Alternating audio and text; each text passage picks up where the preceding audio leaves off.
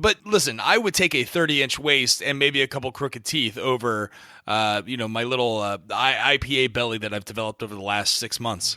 Remember when we first met John McClane? Argyle picked him up from the plane and took him down the Nakatomi Tower at the Christmas party. And the terrorists were overzealous, but it was sweet when they killed Ellis. And with a little help from Alan, John McClane... Welcome back to Shat the Movies, the podcast where we answer the question, were the movies we loved when growing up really that good? Have you ever caught yourself thinking, why don't they make movies like they used to? Can you still remember spending your Friday night searching for the perfect movie rental at Blockbuster Video? Do you even remember what Blockbuster Video was? If you answered yes, and this is the podcast for you, I am one of your three hosts, Roger Roper, and alongside me are my two co-hosts, the Big D, Dick Ebert. Good evening. And Jean Jennifer Lyons. Thank you very little. And each week, we take a look back in time and decide if our favorite films still hold up. Our audience selects from 4 movie choices that we then break out our VHS race car rewinder and watch the movie that tallied the highest number of votes. At the end of each podcast, the three of us will provide you, the audience, with a number of wipes each movie would need to take to get off your butts. If you haven't already, please press that little subscribe button wherever you get your fine podcasts, and please be kind and leave us a 5-star review. You can also follow us everywhere on social media. Big D, the choices this week were 1980s and 90s golf movies. Is that correct? Not exactly. I wish they were golf movies. Maybe we could do that in the future, but it was Best of Chevy Chase. Three Amigos from 86, Fletch from 85, Spies Like Us also from 85, and the winner, the 1980 classic Caddyshack. Yeah, which is odd because looking back, this movie doesn't really even star Chevy Chase. Chevy Chase is like a bit player in this movie. I felt like maybe Three Amigos, Fletch, or even Spies Like Us would have been a better choice. I don't know if Caddyshack deserves to be on this list. I think most of Chevy Chase's work, or at least the really enjoyable stuff, is ensemble, where he's not expected to carry the load. You could look back to the only one on the list that really he is the primary character is Fletch, and I'm not so sure that doesn't go sideways real quick. He gets a bit annoying. So this was just enough Chevy at the pinnacle of his career. So I was happy with it. I think it's a good movie to do. Yeah, I completely agree. Wasn't a fan of his in the vacation movies, but this one, Caddyshack 80, again, it's a younger, thinner Chevy Chase. He's making a lot of work with very little script, and I think that it works out beautifully. I think what really stood out for me is we don't really even know much about his character, what his motivations are, where he's from, how he makes his money. Like, it's all kind of ambiguous, and yet at the same time, we're just really into this guy. He's just a pleasure to have on screen. Well, the one thing that's crazy about this movie, just the immediate reaction that went through my head was, wow, everyone's really fucking skinny. Like, look how America looked in, like, the late 70s and 80s. Like, we were fucking a hot nation. What happened to us? Dude, I thought the exact same thing.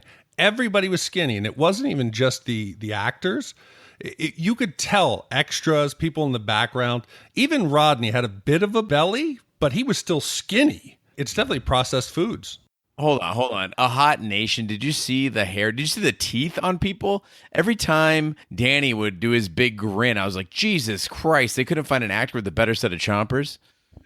No, I agree. That's the one thing is we've definitely evolved from our British roots.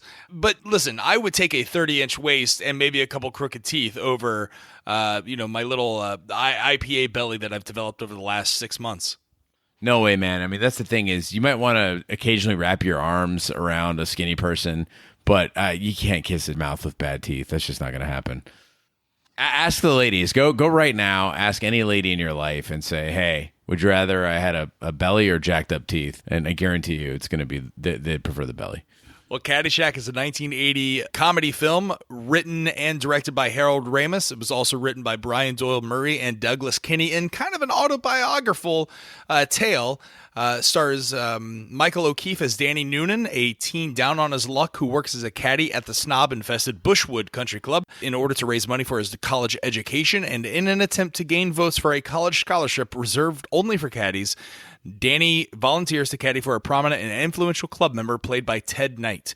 Meanwhile, Danny struggles to prepare for the high-pressure Caddy Day golf tournament while absorbing new age advice from wealthy golf guru Ty Webb, played by Chevy Chase. Now, question for you. Are you guys big golfers at all? Miniature golf, yes. Regular golf, no. I think it's boring. It's too hot. I'd rather drive the golf cart and kill some beers.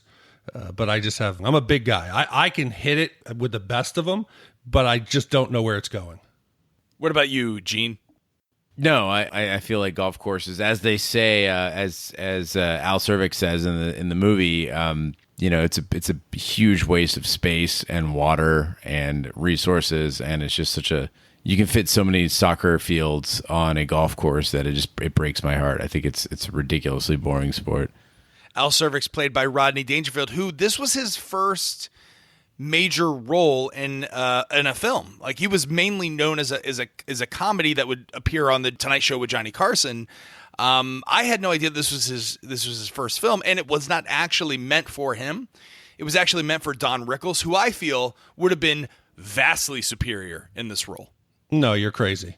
I think without a doubt, Rodney is one of the few characters and the few pieces of the film that still work for me and still had me chuckling. So I would not have wanted Don Rickles. I liked my young Rodney. Also, this movie is known for the appearance of Bill Murray, who, like Chevy Chase, really only has a bit role. He was only on set for like 6 days. Of course, Brian Doyle Murray is his brother, and there's other Murray brothers that make cameos in this movie. What did you think of the young Bill Murray and his character? He's definitely a comedian from a different era. I mean, you're looking at a time, we think now that comedians are daring, but when you look back and you think of Eddie Murphy Raw, or you think the kind of stuff that he's doing as Carl in this movie, I don't think you could get away with today. You can have potty humor here, but you can't have your comedic relief be genuinely creepy. And he is genuinely creepy and odd and threatening. He's like simultaneously funny and menacing, and that's a really hard thing to pull off. I loved this character and what he did with it. So now you mentioned in there that he was supposed to be just a quick cameo. And I think Bill Murray is one of the highlights and most memorable pieces of this film. But it also destroys the fabric of the story in the movie. All the bit pieces with the gopher and with Carl, even though I like them, they don't quite fit. The pieces are just being shoved in place. He ad-libbed most of the memorable lines, from the Dalai Lama to the Cinderella speech. It was funny, but I don't know if it added to the overall picture. I think sometimes it detracted. Well, one of the first things that we always ask before we dive into the plot and into the pieces of this puzzle that makes up Caddyshack, because it truly is a movie that is just thrown at the wall and then edited together with fade-out shots like early Apple Video. But where were you the first time that you watched this movie, Big D? I don't remember. Again, I was 7 when this came out. I don't remember seeing it the first time, but I also don't remember a time when I didn't know about it. It's almost in my subconscious. It just was always there. What about you, Gene? Yeah, this was my first time actually watching this movie. I knew it was around, obviously. I'd seen clips from it here and there. There's the classic Ted Knight, well, we're waiting. Like, I'd seen that meme a million times. And so I was familiar with the movie, familiar with some of the characters from it, but I never really watched it myself. And I think the reason why is that I'd always dismissed it as a comedy written for old white dudes. And from the perspective that old white golfers would think this is a funny movie. And I was way off. After watching it, I realized that this is kind of a populist lampoon of golf culture. It's really taken a stab at it. And it was a lot of fun, written very much for a blue-collar sensibility, and I really appreciated that. We mentioned during Batman that there's almost a collective amnesia in the movie going public. If I said to someone I didn't think Caddyshack was that funny, I almost feel like I'd get stoned. It would be sacrilegious to say that. Why is this movie held in such high esteem when I don't think it's as good as we all remember it? I think you just hit the nail on the head. I think we're all suffering from, a collective trace decay. Like, for instance, I watched this movie with my mother again today, and I had watched this movie as a young kid throughout my entire life. She has no recollection that this movie included anything other than a little gopher. She called it a squirrel, first of all, but she had no idea that it was kind of a raunchy teen comedy. It was an Animal House on the golf course. That's how they pitched it to the studio to get it made, because Harold Ramis was coming off of Animal House at this time. I mean, there's like boobs. There's a lot of like cursing. She's like, what movie is this? I'm like, Mom, you rented this for me when I was sick at home in elementary school. She's like, what? I did not. I'm like, absolutely you did. Yeah, as much as this movie today seems kind of dated and safe, Back in 1980, this was raunchy, cutting edge. People didn't know what to do with it. It was an R-rated movie. Today it seems quaint and seems like a throwback, but in the day, boobs, pot, talking about the races, it was controversial.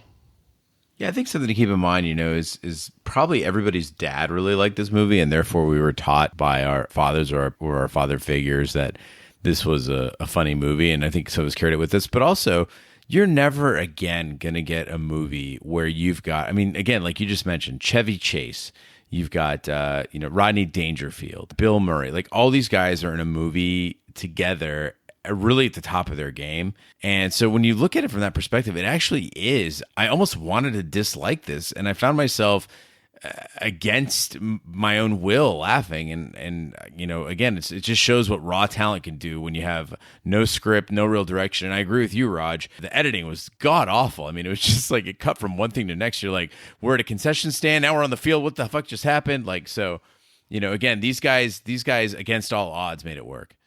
All right, Big D, play the trailer. Welcome to the Bushwood Country Club. The membership's exclusive.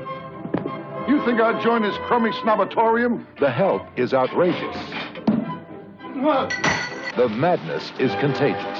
Bad language, fooling around on the course, poor caddying. But this whole place... Caddyshack, starring Chevy Chase as Ty Webb, Who is that disgusting man over there? a sportsman who really knows how to score. So, what brings you to this nape of the woods, neck of the wave? How come you're here? Rodney Dangerfield as Al Servant, a big shot My dinghy's bigger than your whole boat! with an even bigger mouth. Hey, somebody step on a duck? Ted Knight as Judge Smales, a man of dignity and a sense of fair play. I've sentenced boys younger than you to the gas chamber. Michael O'Keefe as Danny Noonan, a caddy who wants an education and gets one. You take drugs, Danny? Every day. Good. Cindy Morgan as Lacey Underall. She's got a bad reputation, and she's working hard to keep it. You want to tie me up with some of your ties? And Bill Murray as Carl Spackler. Just a harmless squirrel, not a plastic explosive or anything, nothing to be worried about. He's not crazy about gophers, but he is crazy. License to kill gophers by the government of the United Nations. And introducing Mr. Gopher as himself. I said freeze, gopher! Caddyshack. It's all about swinging, Kiss me, you fool. but not on the course. Hey, you want to make $14 the hard way? Playing a good game That's he got all of that one. and talking a better one. Hey, I should have stayed home and played with myself. Taking shots That was a bum shot. and making time. We couldn't possibly think less of each other. Controlling your drives. Wow! And losing your grip. It is! You! Out! Score. The man's a menace. Caddyshack. The comedy with Danny Noonan works as a caddy at an upscale Bushwood Country Club to earn enough money to go to college. Danny often caddies for Ty Webb, a suave and talented golfer and the son of one of Bushwood's co-founders. Danny decides to gain favor with Judge Smales, the country club's stodgy co-founder and director of the Caddyshack Scholarship Program, by caddying for him. Meanwhile, Carl Spackler, one of the greenkeepers, is entrusted by combating a potentially disastrous gopher infestation. He tries a variety of methods to kill the gopher. Without success, Al Cervic, meanwhile, a brash and obnoxious Nauvoo rich, begins appearing at the club. Smales is heckled by Cervic as he tees off, causing his shot to go badly wrong. Smales throws a putter away in frustration and accidentally injures a member of the club. Danny takes responsibility for the incident as a ploy to gain Smales' trust. Smales encourages him to apply for the Caddy Scholarship. So one of the most memorable theme songs, when you hear it, you think Caddyshack. This has to be up there as top 5 original songs for a movie. And I love what they do with it. It starts off with the ball coming into the title sequence. It transitions into the radio in Danny's room. And then when he leaves again, it transitions back out. So I think they do a lot of cool stuff with the music and especially this song. But there's no way anybody hears this and doesn't immediately think of the movie. Yeah, I had to look during the opening titles, and I was like, "Wait, does Kenny Loggins do the movie for this? Music for the whole movie?" Yes, and that was actually a really exciting moment for me because I thought that it started the movie off at a great tone. It gave us the spirit of exactly what to expect, and you went into the movie feeling good, and that was.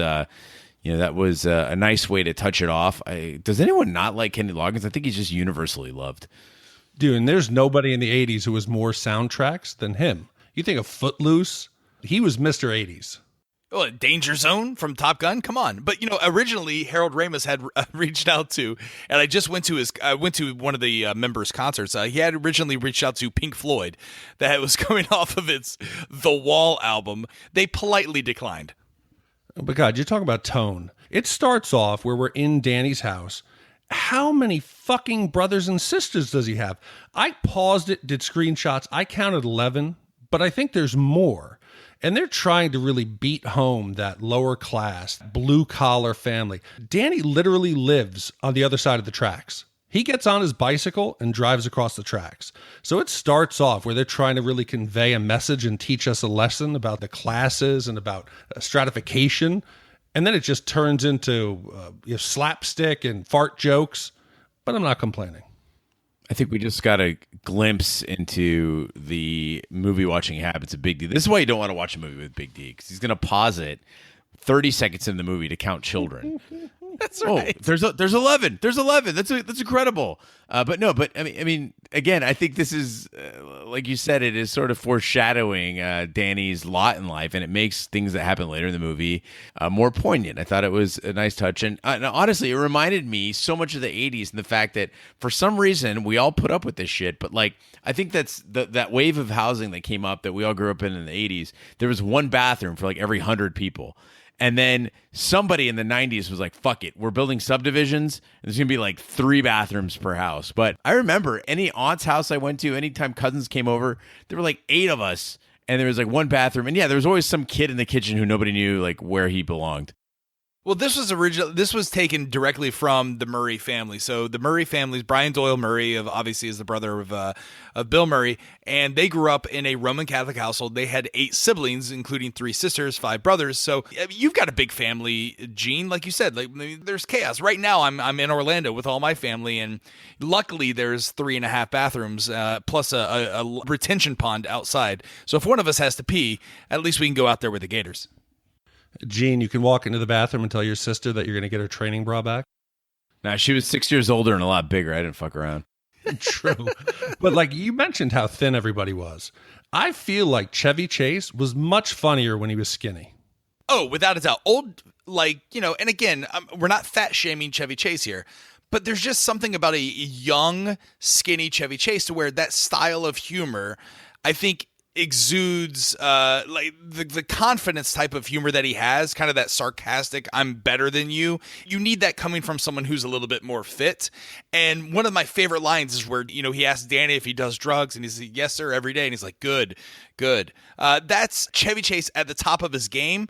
I wanted to see more of that and less pratfalls. I didn't recall that much physical humor in my memory, but then there's scenes of him, elongated scenes, where the camera just stays on him going through a bush and then falling down. I'm like, God, had they just left that off, this would have been perfect Chevy Chase. He would have been cool. He would have been like Jeff in the TV show Community, which, again, is one of my all-time favorite characters. Yeah, but at the same time, that physical comedy sometimes worked in places you didn't expect it to. I was, and I hate to even say it, but like the second that they show Al Cervik's golf bag, and it's just so gigantic and rainbow colored, and like his jacket and everything, I'm laughing and I'm like, this is stupid. And then you see when he pulls the face off the bag and there's the radio face, I lost it. That bag was awesome. It had a beer, it had a TV, it had an ejection module that would shoot your golf clubs out. You didn't even need a caddy. And that prop was so important to leading to my favorite part of the entire movie, which is the golf course dance scene. This reminded me of like every 80s video. If you remember in the 80s, music videos, they didn't really have a plot. They were just like, let's get a bunch of weirdos. You have like Cyndi Lauper videos, Billy Idol. It was like you just had a setup, just an apartment, a park, who cares, and just get a bunch of weirdos. Men Without Hats, the safety dance. What the hell was that all about? And so I feel like this really captured that 1980 music video feel where they just told people, okay, you're going to just dance. And it went on for like way too long, which made it funnier as it went. And if you watch this, watch the guy in the blue polo shirt, the blue golf shirt. He's in the background. He starts off like as a straight man. And as the music goes along, he doesn't seem to know what to do. He's like humping air. He's doing stretches and like side kicks. It's just great. And it's classic 80s nonsense. I thought it was a great physical comedy. Maybe I'm just like not a fan of that over the top physical comedy that Rodney Dangerfield is trying to do here. I feel like Rodney Dangerfield again is at his best when he's doing like Don Rickles style jokes, like when he's in the restaurant and he's just going from person to person just insulting them. I enjoyed that because I felt like that was more what he did naturally as a comedian. I felt like the dancing was a little forced, but what made me laugh the most was Ted Knight, who's just killing it. I felt like this should be like the Ted Knight movie because he's the only actor that is just chewing up screen time and is genuinely caring about like what he is doing on screen. Yeah, I agree. He is the one piece this movie could not do without. He is the cornerstone. He holds it all together. He's smug. He's arrogant. You hate him. Yet in some way, he's kind of likable. I think without him, the movie is not the same. But I just want to go back. You said the dance scene was over the top. Would you want to hang out on a golf course with Al? Oh, totally. Without a doubt, he's got a beer dispenser, right? It's fucking, like, I want to see how many things I can put in his like golf club ejector and see how it shoots across the golf course. And I love the fact that no matter how straight-laced, even the old stuffy members of the club, when he starts blaring, whether that was Journey or Steve Perry. It was Journey. It was a song written by Steve Perry. Everybody starts rocking. They don't care. When they play the music, when they're at the dance or whatever that dinner is, the old people like to party too. I don't want you shitting on Al. We would all want to be with Al. Does anyone know, though, that Judge Smails' punchline joke? What's the... what did you hear? The one about the Jew, the Catholic, and the colored boy who went to heaven? Does anyone know the punchline to that? Well, I think that is the punchline, is that they set up the most catastrophic joke you can imagine. Anything you say after that is going to be terrible. And so I think that's the joke. It's like, holy shit, he's not dropping this one. It's an insight into, it's an invitation to let your imagination run wild with horribleness. Yeah, but it's also the big reveal then when he turns around and you see that it's the bishop that he's telling it to. So Smails has no couth. We know it's the 80s when we start to see some of the PC terms that are okay again.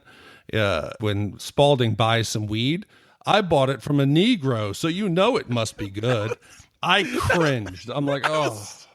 That was like the most uncomfortable scene. But, the black porter there who takes the shoes and he's like, colored boy. And he like starts like grinding up the judge's shoes. I was like, at least they didn't go, like, at least they acknowledged that the judge was totally being an elitist, racist prick.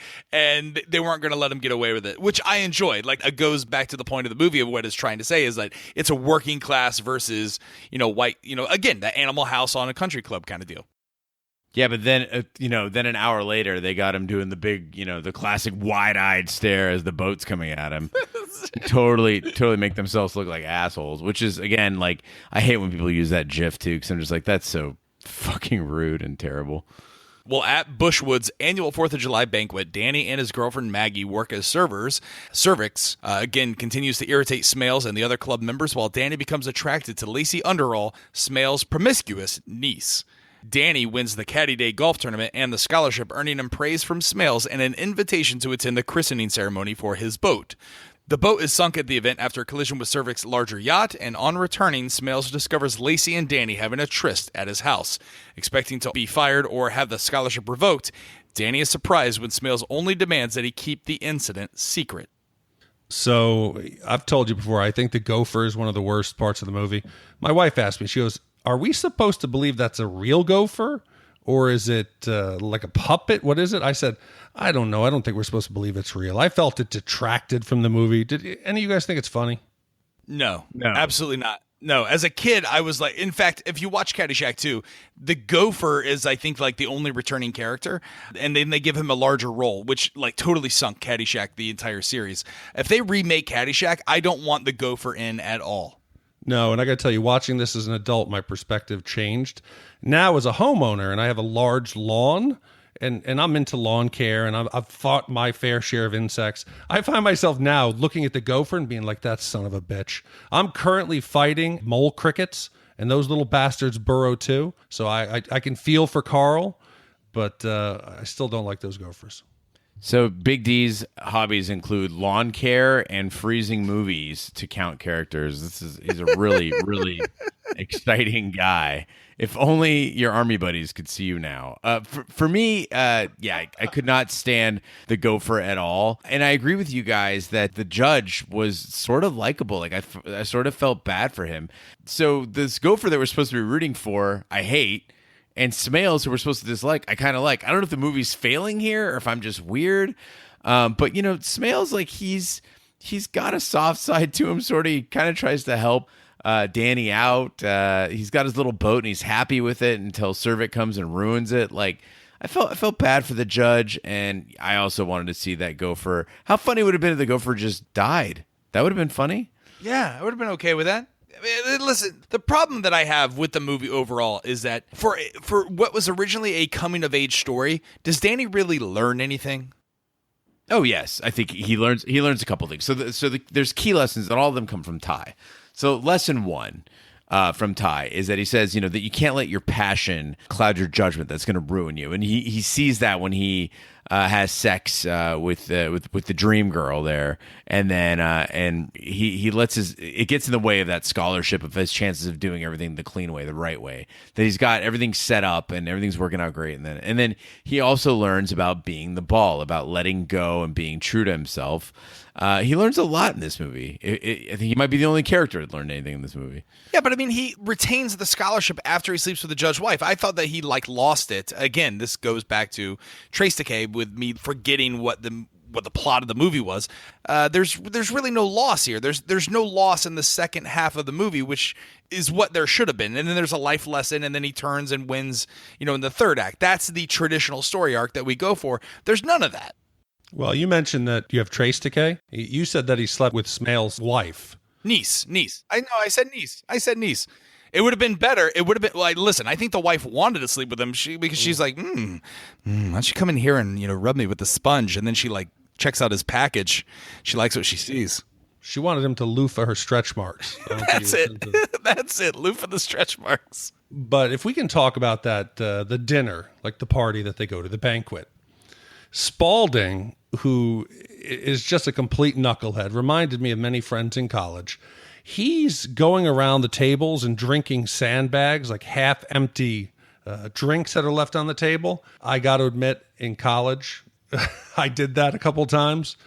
We took a trip to Amsterdam, and I was broke, had no money, and I also got a cigarette butt. Ugh. Well, Gene still does that today with food. He calls it bird fooding. Yeah, bird food. I just basically go around the stadium after a soccer match or football game or baseball match, and I just find all the leftover food and eat it. Which it really blows my mind because food's really expensive at a game. How the hell do you like? I only get food at a game if I'm starving, and then if I do, and there's never enough of it. You got all your friends around you. How the fuck is there anything left? I think terrible people should be punished by me eating their leftovers. We talk about unfunny scenes. One of them, to me, was the pool scene. Again, a scene that was elongated. It didn't really know what it was trying to say. Was it, trying to cause a little rift between Maggie and Danny? Was it trying to be slapstick? Or was it trying to be, satirical with the Jaws Baby Ruth? I didn't know what it was trying to be. Okay, so people always seem to remember the Baby Ruth. But the Baby Ruth scene, I don't find it funny. I didn't laugh. I had so much more enjoyment just looking at the whole Caddy Day time that they get 15 minutes and then they break into this unexpected synchronized swimming set to the Nutcracker Waltz of the Flowers. To me, that was one of the funniest scenes in the whole movie. Absolutely. It made no sense. It was perfectly irreverent and just stupid. And again, it's an 80s thing that there was an homage to that, I think, in a lot of Adam Sandler's early work. Where just, he'd break into a dance for no reason that had nothing to do with anything in the movie. The I'll tumble for you and the stairs scene. I thought that was really great. And it was great that it was just these kind of chubby-ish, I swear it was the crew. I felt like it was the crew that was the film crew that just jumped into the pool. 40-year-old men. Yeah. shirtless with mustaches. Yeah, the two guys had beards. But I thought the niece was pretty hot. Now she also slept with Ty, though, right? Yeah, I didn't remember she was such a slut. Yeah.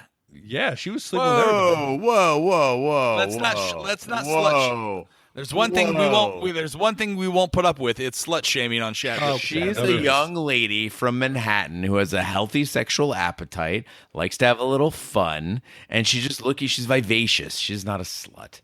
True. What I'd like to say is she enjoys her vagina. Could we go with that? I think she enjoys dick, and dicks. Yeah, exactly. There you go. Not like dicks, like penis, not you. Yeah, but I mean, the point is, she was way hotter than Maggie. Oh, way hot. Oh, you kidding me? That wasn't even close. I think the only thing that was attractive about Maggie was her like Irish, like working class accent. Oh, that hair was terrible. But we know you have a proclivity for wilding women on Game of Thrones. I could picture Maggie being right up your alley. That's absolutely correct. But like, all right, so again, Ty is, I assume, the son of the former partner of Judge Smales that created Bushwoods, and he's just sitting around on like money. Like, for a playboy, he's got kind of a shitty apartment. How is he still nailing hot chicks like Lacey? Are you kidding me? When you have money and you're obviously cool like Ty is, and I love the fact of what Gene mentioned earlier. We don't know a lot about Ty. We don't know his backstory, and it doesn't matter. That makes him more mysterious, and I believe that Ty would get women back to his house, and whether or not then he turns into slapstick, spilling baby oil all over the place, or he throwing a shot of tequila over his shoulder, it doesn't matter. I believe it. But I had a personal experience talking about those uncashed checks. I had a friend come into town from New York, and he went to high school with a professional hockey player. So we were going to spend the weekend with him in Tampa. He played for the Lightning. He got traded the week before, so he was up in Vancouver.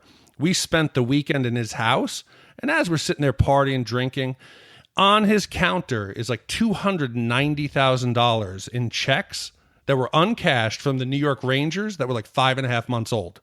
So when people do have that type of money, that actually does happen, as crazy as it sounds.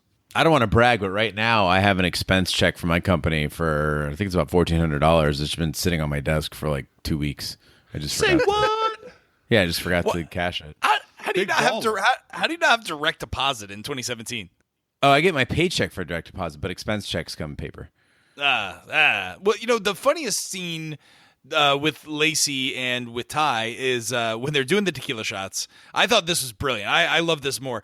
And he's like, here, let me show you how you do it. And he pours it out, and then he snorts it, and then like throws it behind him. That's hilarious. That's funny because he's truly keeping cocaine in a salt shaker. That's what he's doing. And I thought that was awesome.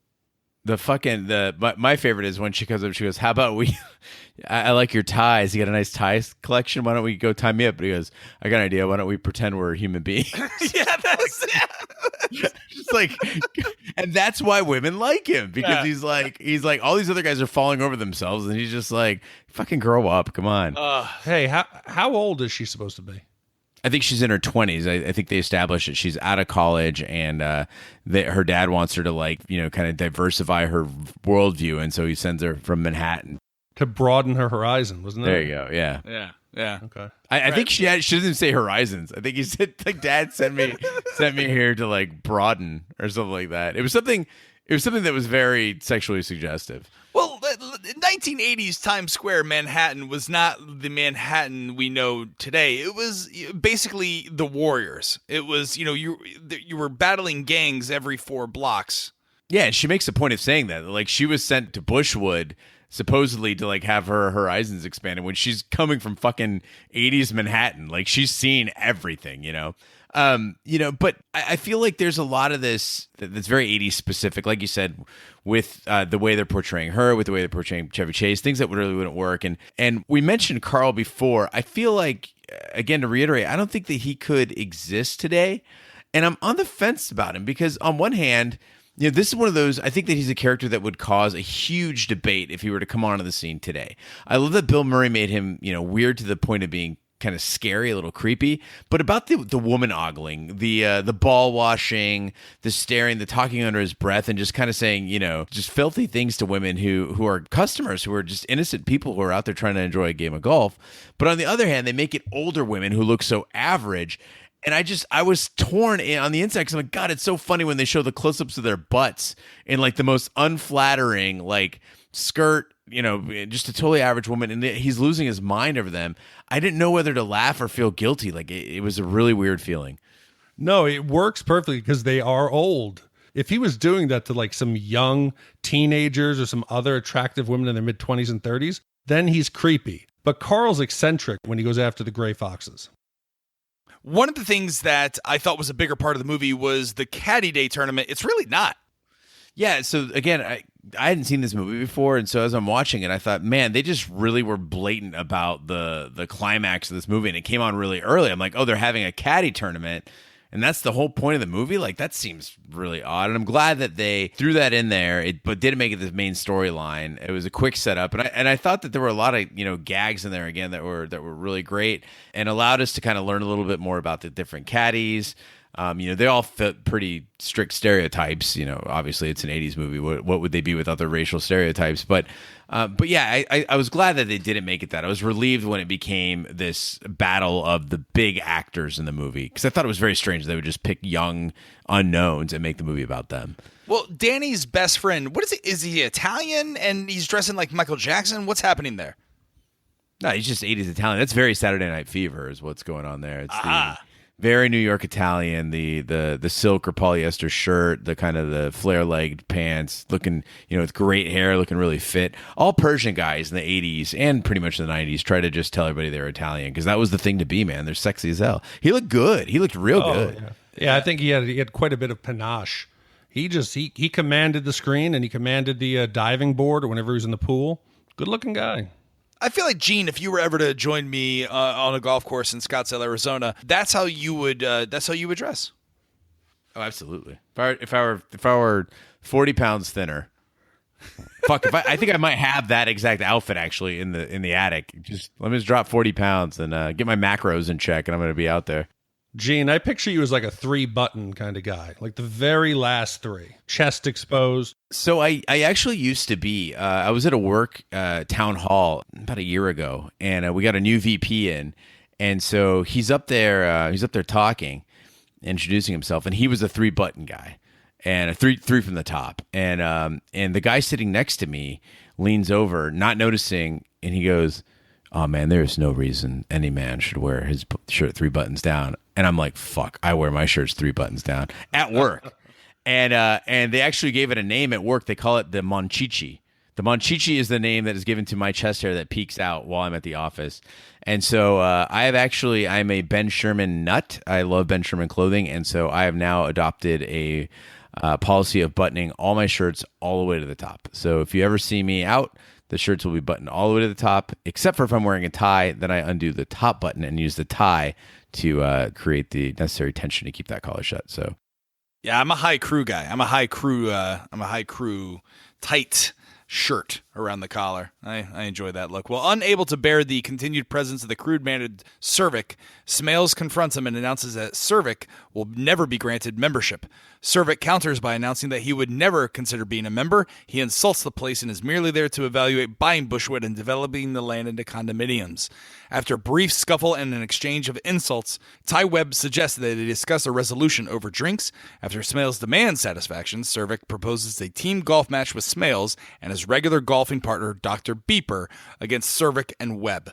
Against club rules, they also agreed to a $20,000 wager, quickly doubled to $40,000 on the outcome of the match. That evening, Webb practices for the game against Smales and meets Carl, where the two share a bottle of wine and a joint. So, bringing up the bottle of wine and a joint thing, I had to do research on this because I, as a member of the Hash House Harriers, as you are too, Raj, we know a lot about drinking and various ways of drinking. It's like being part of a frat that doesn't suck. And in that, I thought I knew every drinking term. I did not know about cannonballing. So they keep saying cannonball, cannonball, cannonball where they're doing it. Apparently, Bill Murray came up with this, or at least he introduced it into the common lexicon. And it is taking a hit of weed, hold it in your breath, and then you drink the liquor while the weed is still in your lungs. That is cannonballing. So that's what they're doing there. And I thought that Ty and Carl scene absolutely ruled. I was laughing. There's so much gold in that. It it was just like really watching Chase and Murray together and appreciating their talent, the way they were playing off each other. And really also point out that this was, as we said before, a very adult movie. Despite all the silliness, this is an R-rated movie for sure. I want to ask about Maggie. Do we believe she was actually pregnant, or was she trying just to make Danny feel guilty because he had sex with Lacey? Oh, this is totally like an Irish girl thing. This is what they do. They make you feel guilty. Whoa. Oh my God! Oh wow! Oh yeah. Well, you guys have never been so an a Irish Jew, a Catholic, and a colored boy walk into a church with an Irish girl who pretends that she's pregnant. Exactly. No, listen, I think she truly was late. I think this was just a thing. But again, for a movie that is slapstick, is having baby Ruths in the pool, and is having dance parties on the golf course, to then try and throw in like a life lesson there, felt a little like it kind of hit you like, what did I accidentally turn on a different movie here? What's going on? Yeah, I was expecting them to halfway turn to the camera and do like those Saturday morning teen pregnancy affects everyone's life. And knowing is half the battle. It didn't feel like it belonged in the movie. The entire humor and everything that we're going downhill towards the climax, and we have to stop for a possible teen pregnancy. It just fucked with my head. Guys, come on. No, this is necessary to the movie. We just talked about, does Danny learn anything? And this is a learning moment for him. You see what he comes from. You can see that maybe his dad had made the same mistake and ended up in that, living across the tracks in a house full of kids, and he doesn't know what he wants to do with his life. And this would be forcing him to decide, because he says right away, well, I'll marry you, and we'll make this work, and blah, blah, blah. He's trying to stand up and do the right thing. And it just shows like how people's lives can slip away from them, how you can relinquish control based on a mistake that you made when you were young. I thought this made the movie better. It made it more well-rounded. Here's my counter argument to that. So the entire scene that they're talking about this, like she's like, Danny, I'm late. And he's like, late for what? Late for not being pregnant. And they're doing this in the locker room of the Caddyshack. Did you notice the poster that's behind Maggie and Danny? It's like the most like misogynistic poster of all time. It says how to rate a woman, and it has like a really skinny one next to like a really fat one. Then they turn it around like it's forgotten by her crazy dancing like a waif in the middle of the night out at the Lord of the Rings for no apparent reason. Like, what, does she just live at Bushwood? What's happening? Well, they needed a way to let Danny off the hook. So yeah, when she appears at the 18th green in the middle of the night in a nightgown, I don't even question why. I just know Danny needs to have a clear head for his next day of golf. Yeah, I thought they were just doing an homage to Kate Bush, and I thought it actually was Kate Bush for a moment, and then I thought maybe it was a dream sequence. And again, with the movie's editing, that might have been intended as a dream sequence, and it was lost on us. I don't know. It's very possible that something in the filming happened between those two scenes that we just weren't aware of. Like there's a scene with her in bed, or the scene where she finds out she's not late or something like that, and it was just cut. No, you completely are correct. There's a few scenes that are like that. You guys love the scene between Bill Murray and Chevy Chase. It was clear as day that was filmed just for a reason to get those two actors to work together. Why would Ty be out practicing golf at night? He has a 68 handicap. He's the pro at the golf course. But here, it had to have been that they said, well, Danny doesn't know she's not pregnant. Oh, shit. Let's get her back on screen. Let's just go out in the 18th green. It didn't make any sense, but I think it was due to the haphazard way that the story was laid out and changed over time. This is also right around the part of the movie where they have the Cinderella story and the Game of Life, which, again, are iconic scenes in the movie. Oh, 100%. All improvised lines, and the only one that truly works for me still is the golf commentator talking about the Masters when he's got, it looks like a sickle, and he's out hitting the flowers. What kid has not done that? Oh, I've totally done that. But I think a better scene is the Game of Life with the bishop out there, and he's having the game of his life, and it's satiring Moses, right? The 10 Commandments. And then later on in the movie, when they're having the fight at Bushwood, he's like, I'm just Jeff. I don't know. Like, there is no God. Like, that's brilliant. Yeah, I agree. On a whole, it struggles, but in individual small pieces, it's very similar to the problem that we had with Weird Science. You remember the highlights, you remember the specific funny scenes, But as we go through this podcast, I'm enjoying the movie a little bit more. That's the problem with this movie is like I'm talking myself into giving it a better rating because we're talking about the good scenes. Well, anyway, the match is held the following day. Word spreads of the stakes involved and a crowd builds. During the game, Smales and Beeper take the lead while Cervic, to his dismay, is playing the worst game of his life. He reacts to Smales' taunts by impulsively redoubling their wager to $80,000 per team. When his own ricocheting ball strikes against him, Cervic feigns injury in hopes of having the contest declared a draw. Lou, the course official who's acting as an umpire, tells Cervic that his team will forfeit unless they find a substitute. When Webb chooses Danny, Smales threatens to revoke the scholarship, but Cervic promises Danny that he will make it worth his while if he wins. Danny eventually decides he would rather humiliate the selfish, conceited Smales than take the scholarship. I remembered that, Rodney fakes an injury, but yet the scene starts off and Chevy gets his hand caught in the door. I thought maybe I had it reversed and that Chevy was the one who was going to pretend he was hurt and bring him in. What was the point of that whole thumb in the door?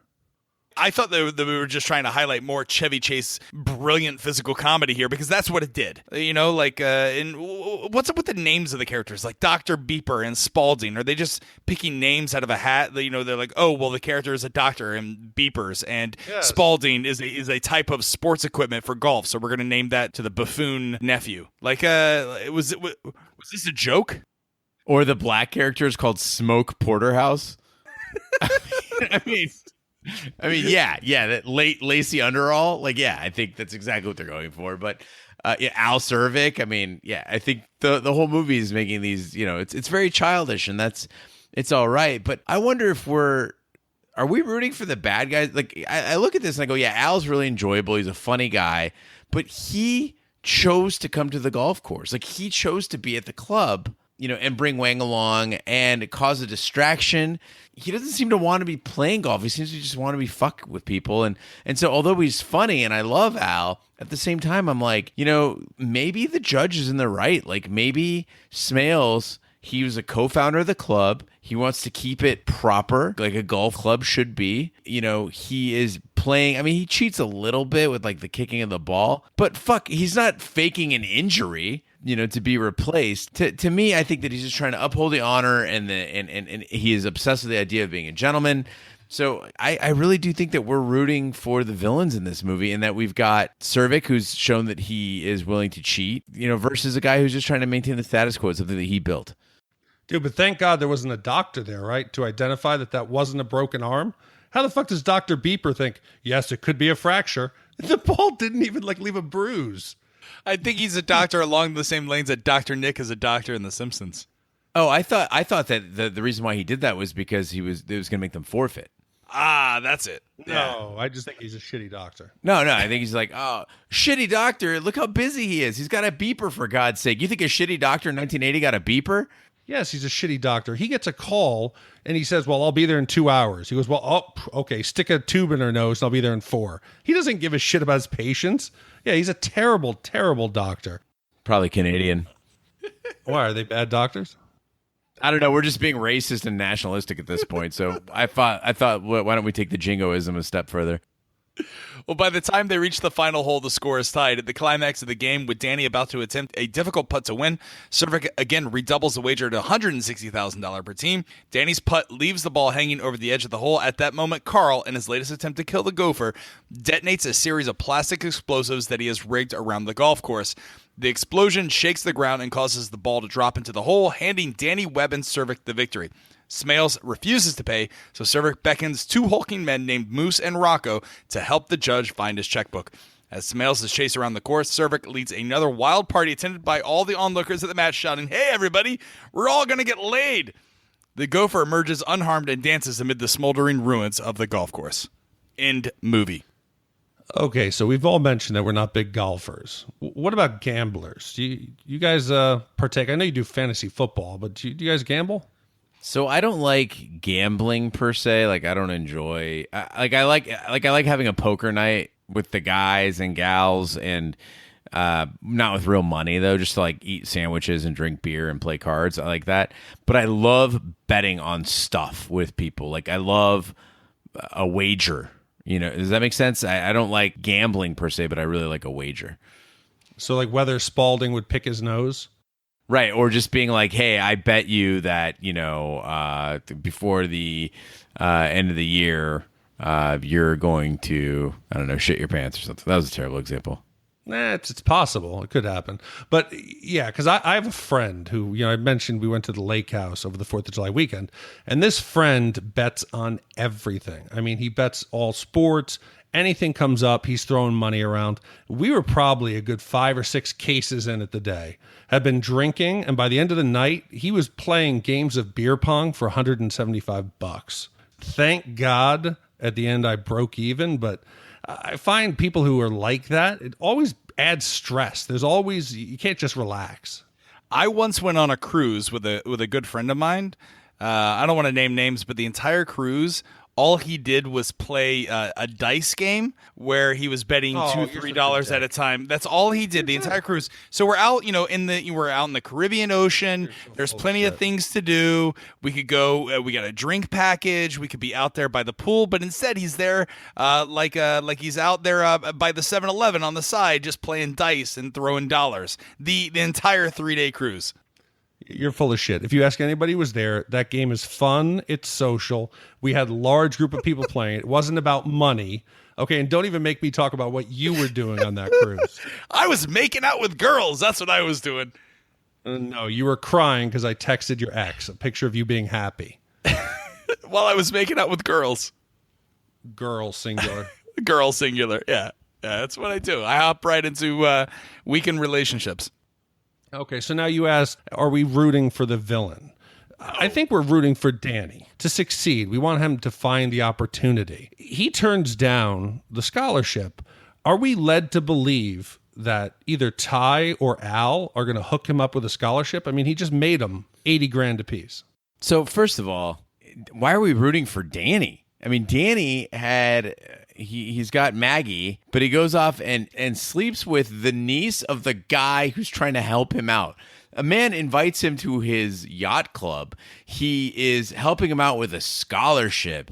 He takes him under his wing, and how does he repay him? By banging his niece in his home, in his bed? Like, Danny's not a good guy either. So let's make that clear here. He might be, among the worst. But yeah, I do think that's implied in the fact that he's helping them. They're going to take care of him. I don't think that he would be leaving the safety of the scholarship if he didn't think he was going to get a little bit of kickback from Al or Ty. Yeah, he and Ty are Eskimo brothers now. Absolutely. So I think he knew that Ty and or Cervic would be okay. But again, the whole gopher, the blowing up the scene, not only in real life, because this movie was filmed on location in Boca Raton in South Florida in Davies, actually, on the Rolling Hills golf course. It's now named something else. But those explosions actually occurred on the golf course. The golf course manager was very upset at the production crew because these explosions were so big. I felt like they were unnecessary.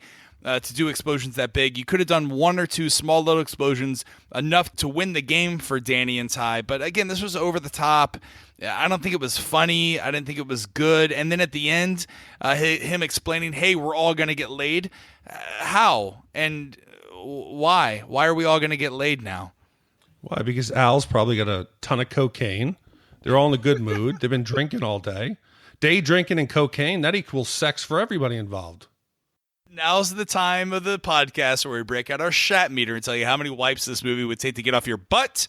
If you've never listened to the podcast, 0 Wipes is a perfect movie. It's the Bushwood Country Club of Shats. You walk in, you have a porter, and everything is clean. They shine your shoes while you're in there, and everything is wonderful. The 5 Wipe is basically using the Caddyshack locker room, if you will. There's graffiti all over, and it's just a giant mess, and it's going to cost you 50 cents for a Coke. So with that being said, Big D, how many wipes would this movie take to get off your butt? So trace decay with this movie happens really fast. It's a rapid degenerative disease because I left this movie thinking it was going to be a 5. I'm already down to a 3. I'm looking at my past rating scores and trying to stay fair. Weird Science is something that I think is a comparable movie. I gave that a 3.7. Christmas Vacation a 3. I think 3.5 wipes is fair. The plot really isn't there. It's disjointed tone. It's just a set of funny scenes. But the cast, again, it is an all-star cast at their pinnacle. You could never get all these talents together at the high point of their career and have them put together something that was new, organic, funny. As a movie, it struggles, but as an experience and a piece of cultural importance, it's an iconic film, and for that I think I have to at least give it a 3.5. I feel a little bit guilty doing it, but it is better than Weird Science. I think it's a little worse than Christmas Vacation, so 3.5. Gene, how about yourself? I agree with Big D that wonderful cast, great gags, great improvisation. I think we mentioned it throughout the podcast, but Rodney Dangerfield and Ted Knight are gods in this movie. They're just so impossibly funny. I couldn't get enough of either of them. And this movie, I mean, it surprised me. I expected to go in and really hate it. I was really dreading watching it. I kind of put it off until the last minute. Normally, I could jump on the movie immediately after we decide on it. This one, I had to really wait it out and kind of plug my nose, and found out that I actually really enjoyed it. It did have its flaws, obviously. I mean, the storyline was a little weak. The production quality wasn't terrific. But overall, I thought it was really, really strong. And it's really a great representation of comedy in 1980, a great snapshot of where we were with the sense of humor of the nation. And it was captured very well. So I think 3 wipes for me. Yeah, anytime you throw in a Nixon Golfs reference, you know it's a snapshot. And that's part of the problem that I have with this movie, is that it doesn't hold up well. It shows its age. Again, everyone's really skinny. Everyone looks good. This is an era before over-processed foods and, a Panera Bread on every corner. And for that reason, I'm also going to have to side on Big D here, that it feels like a bunch of sketch scenes put together as one elongated movie. And for that reason, I'm also going to side with Big D and give it a 3.5 wipes. It's okay, but it's not great. And it's certainly not the number 2 comedy of all time, like some ratings have this up there. So for that reason, 3.5. If we add all these up and then divide by 3, how many wipes is that, Gene? That is 3.3 repeating wipes. And Big D, where does that put it on the list of Shat movies? Oh, man, this is tied down there with Gene's favorite, Lost Boys. Oh, God, fuck all of you. Hold no. Hold on, wait, did you say 3?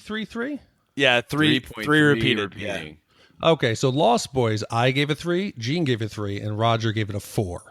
And that's why it is the 3.33. Oh, why did I give it a 2.5? Can I retroactively go back and upgrade the Lost Boys? No, this movie's better than Lost Boys. As disjointed as it is, I would much rather watch Caddyshack than Lost Boys. Not. Cry with your sister. Come on, Kenny Loggins' I'm Alright is much better than with your mother. Speaking of which, anybody who's following us on Snapchat got a real treat the other night, Wednesday night, when I sent out. I was on the dance floor when Cry Little Sister came on, and I made a little video for you all, so enjoy. I did. That was an honest, earnest sway. I thought it was great. I've never been in a goth club, but you guys don't even try to dance. You just kind of plant your feet and kind of move around like a tree in the wind. It was a doorway into a world I've never seen. They danced like the victims do in Blade. Something like that.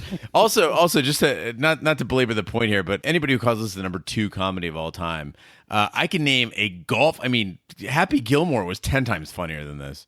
Yeah. There's some serious lists that have this movie ranked way higher than it should be, like the IFC Top 100, and number 2 all time. You're like, what? ESPN's number 1 comedy of all time, sports, is Caddyshack.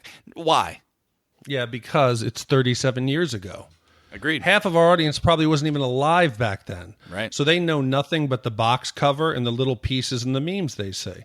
And that's why I've become real weary of saying, like Gene just stole, he said, yo, Happy Gilmore's 10 times better. I don't know anymore. When I think a movie's good, we go back and watch it, and I'm shocked. So I will never, ever, ever boast about how good a movie is until I sit down and rewatch it again. Now that I think about it, Happy Gilmore is basically a ripoff of Caddyshack. Be the Ball. No. That's Kevin Nealon's character. Basically, Happy Gilmore is Al Cervic, and Shooter McGavin is Ted Knight's character. That's pretty loose. So you're saying there was a protagonist, a villain, and a guru? You might as well say that Star Wars is the same movie. I think this is the same movie as Alien vs. Predator, isn't it? Pretty much. Speaking of which, there's not enough. There's no ice. Speaking of which, I went to Gatorland today and I fed a gator predator. There's a predator. He has a face that looks like a predator. It's all jacked up because he got into a gator fight when he was young, and his jaw looks like the predator. But I fed him some meat today. He was a nice guy. Big 12-foot gator. All right, Big D, what's our next movie? Okay, so next week it was Best Car Chases. From 86, Cobra. 81, The Road Warrior. 81's Cannonball Run, and the winner was another 1980 movie, The Blues Brothers.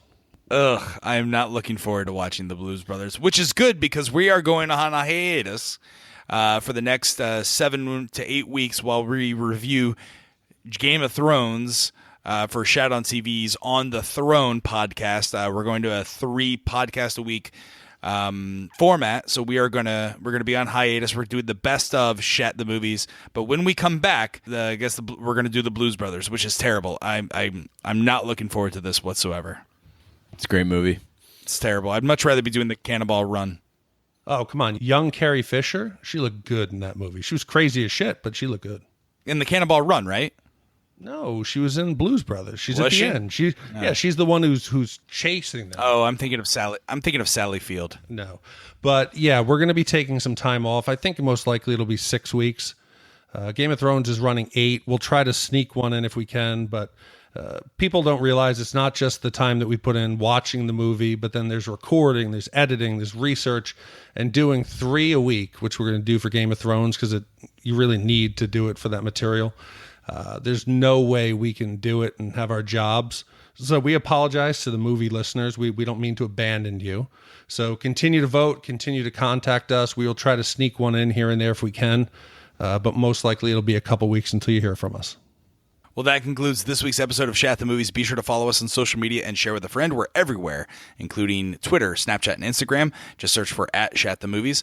We're also on Facebook, and our website is shatthemovies.com, where you can vote on those upcoming movies. Our email address to suggest a theme of movies is hosts@shatthemovies.com. We're everywhere fine podcasts can be found, including iTunes, Google Play, Stitcher, and YouTube. Be sure to subscribe, and if you stop by, please be sure to leave a 5-star review. That really helps the podcast grow. You can also check out our sister podcast, like we mentioned, Shat on TV, where we review television series such as Westworld, Taboo, American Gods, and now Game of Thrones. You can find all the information and links on our website, shatontv.com. On behalf of my co-hosts, Big D and Gene Lyons, I'm Roger Roper. Take care. We thank you so much for listening. Good night and good luck. But it was sweet when they killed Ellis.